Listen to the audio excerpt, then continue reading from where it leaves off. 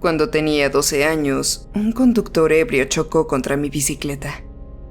Me rompí el cráneo y casi todos los huesos de mi cuerpo. Por 4 días estuve entre la vida y la muerte.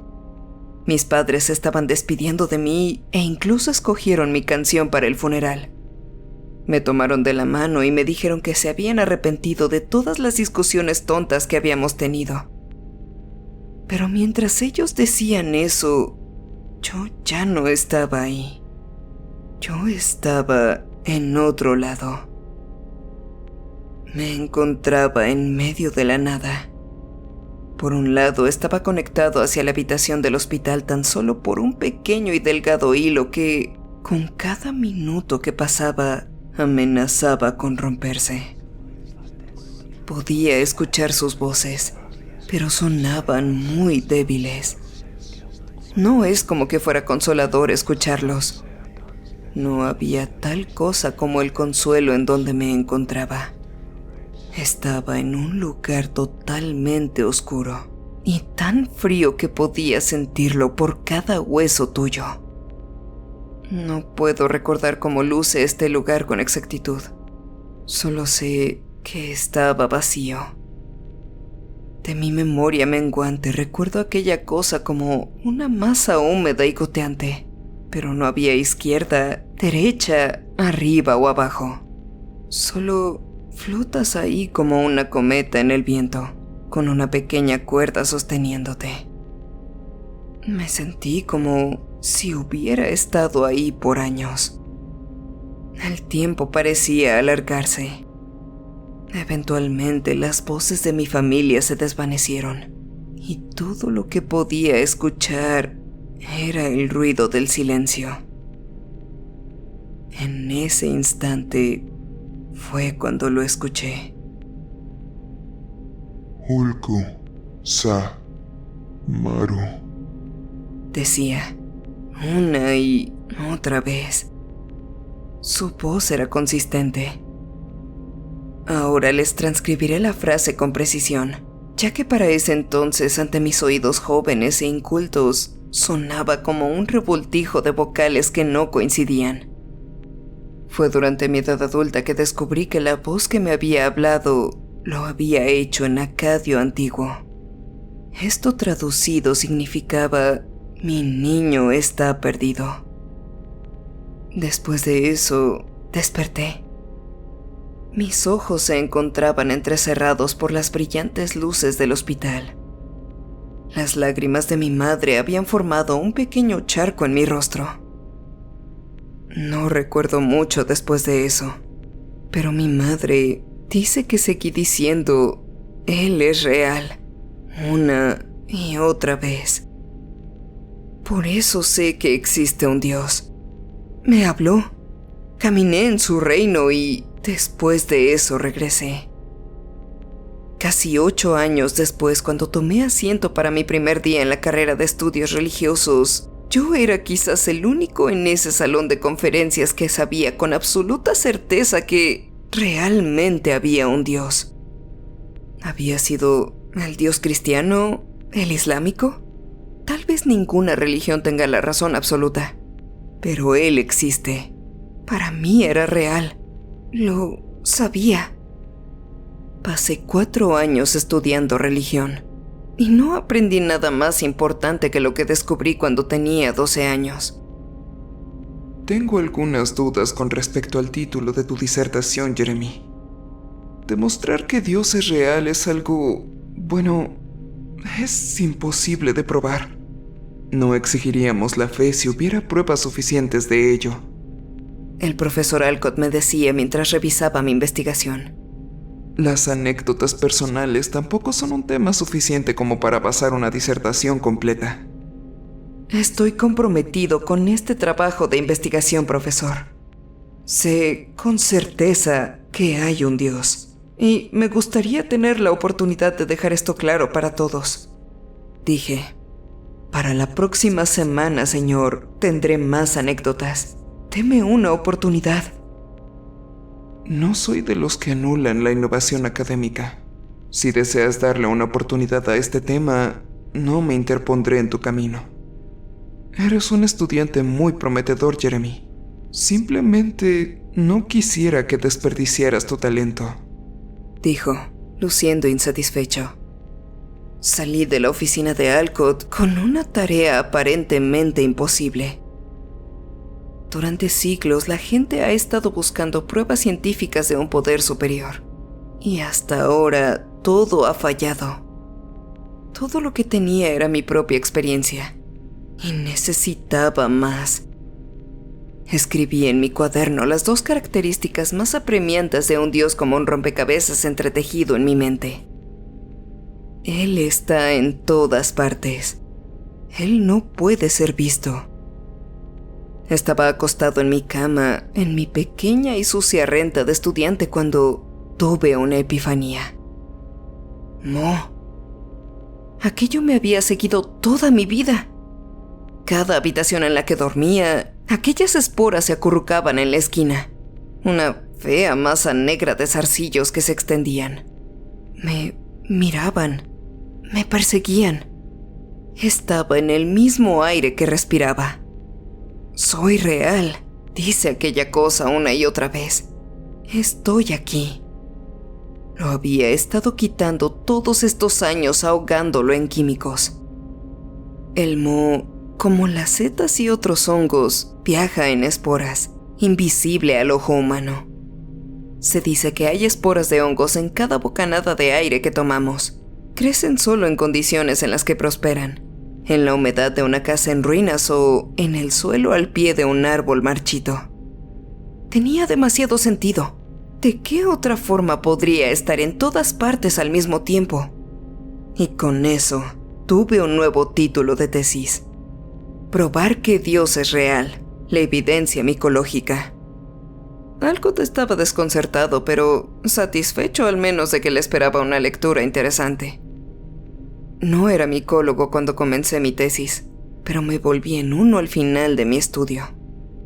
Los hongos no necesitan luz para crecer. De hecho, hay algunas fuentes que sugieren que prosperan en la oscuridad. Todo lo que realmente necesitan es humedad. El lugar intermedio en el que me había movido cuando era niño había sido tan húmedo y mojado. Con cada nueva pepita de trivia micológica, los puntos que había estado resolviendo y conectando durante toda mi vida se fueron volviendo más y más claros. Todo tenía mucho sentido.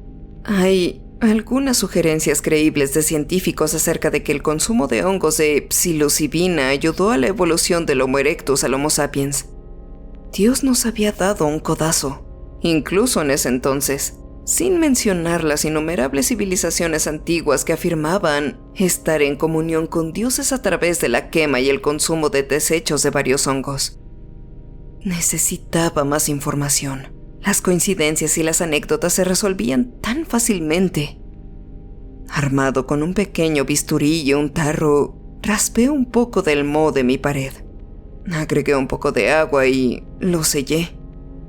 Cultivar hongos es extremadamente simple, como saben todos los consumidores de drogas recreativas y micólogos en ciernes. Lo puse en mi escritorio y lo dejé pudrirse. Y así lo hizo. Creció y creció hasta que casi todo el frasco se había vuelto negro.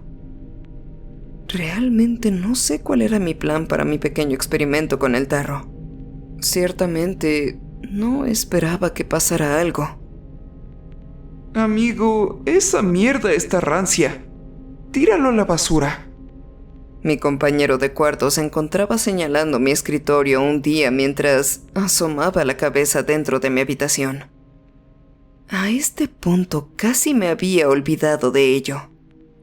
Miré lo que él señalaba y sentí que mi corazón se detenía. El tarro estaba hecho añicos. Pequeños pedazos afilados de vidrio estaban entremezclados con un moho espeso similar al musgo que ahora se extendía por todo mi escritorio. No había estado así en la mañana. Tuvo que haber sucedido recientemente, tal vez incluso en las últimas horas que había estado durmiendo la siesta. Consideré brevemente limpiarlo con un paño, pero no pude. Era Dios. No podía limpiar a Dios.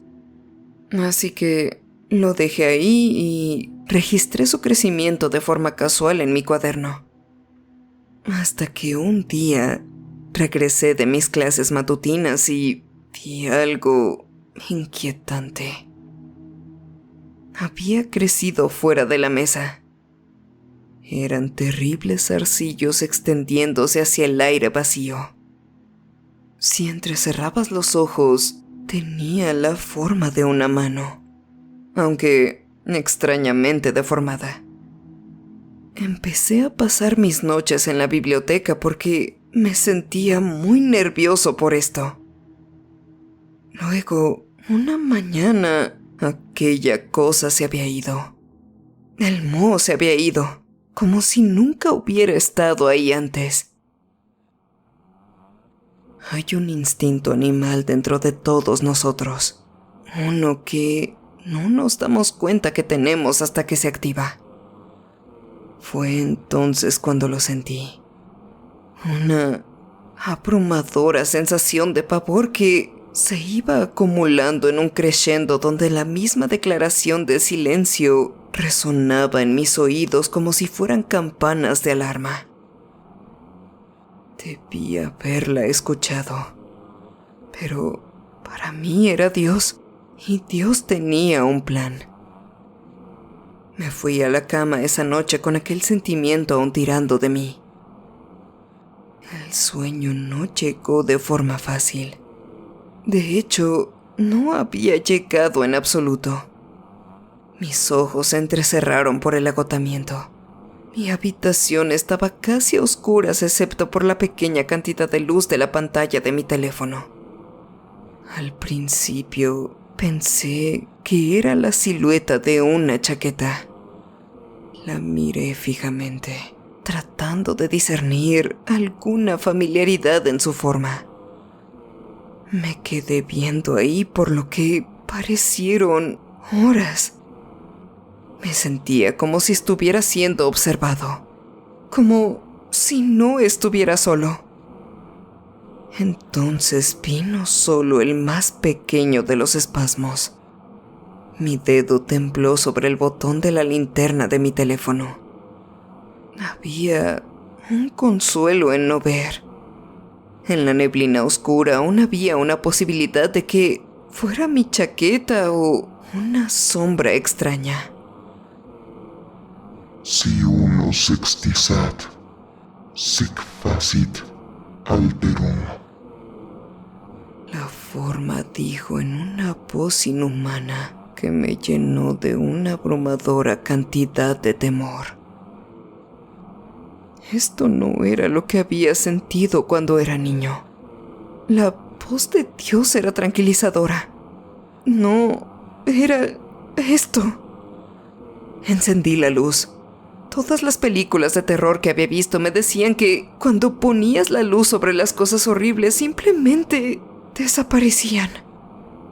Es una mentira, un viejo cuento. Iluminado por la luz del cuarto, esta masa negra de horrible y pegajoso moho se paró sobre las patas traseras y me miró. Aunque no tenía ojos, solo un par de agujeros vacíos. Ladeó la cabeza, como un perro ladea la cabeza tratando de comprender. Dio unos pasos hacia mí, como si acabara de aprender a caminar, y lo volvió a decir, esta vez dirigido a mi alma. Si uno sextisat, sic facit alterum. Repitió, y luego, con movimientos extraños, se deslizó a través de mi puerta. Escuché el ruido sordo que bajaba por las escaleras. Conocía sus palabras esta vez. Mientras que el dios Acadio que me había hablado en mi juventud me había eludido, esto no lo había hecho. Mi escuela tenía un departamento de latín bastante impresionante, y yo hablaba casi con fluidez. Si uno existe, entonces también el otro lo hace. Eso es lo que aquel ser me había dicho. Es un simple giro de frase que me persigue hasta el día de hoy. Lo escribí todo. Entregué mi disertación con un gran peso sobre mis hombros.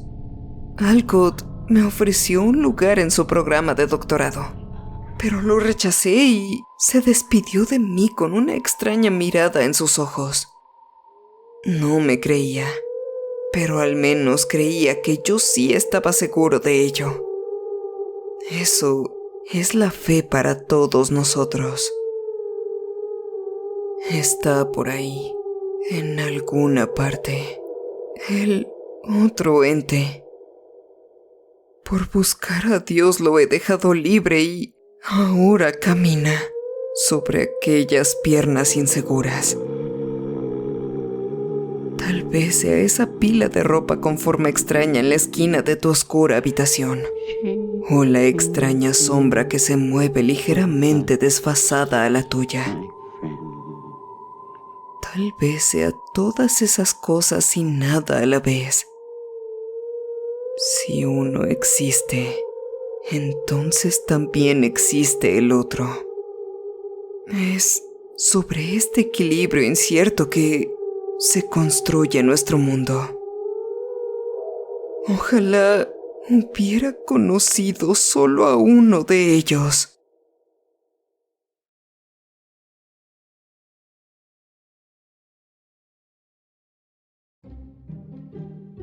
Como recordatorio final, quiero avisarte que actualmente ya nos encontramos en Spotify y Anchor, subiendo gradualmente las historias de este canal para que puedas llevarlas hasta donde te encuentres y sigas enfrentando tus miedos en cualquier momento. También tengo 2 canales alternos a este: SCP Files, donde se seguirán subiendo todos los videos SCP que estaban inicialmente aquí, y Damita de Blanco, donde verán mi lado manco y gamer fuera del terror. Ese sonido me da mucha risa. ¡Ay, verga! Me asusté. Para conocernos mejor. De igual forma me encuentro en TikTok subiendo contenido que seguramente te interesará. Nos vemos pronto.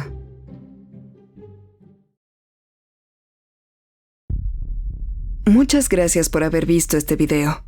Espero que haya sido de tu agrado. Agradecería mucho que dejaras tu like y lo compartieras. Si eres nuevo por aquí, te invito a que te suscribas y actives la campana de notificaciones. Cualquier amante del terror es bienvenido. Enfrentando tus miedos, yo soy la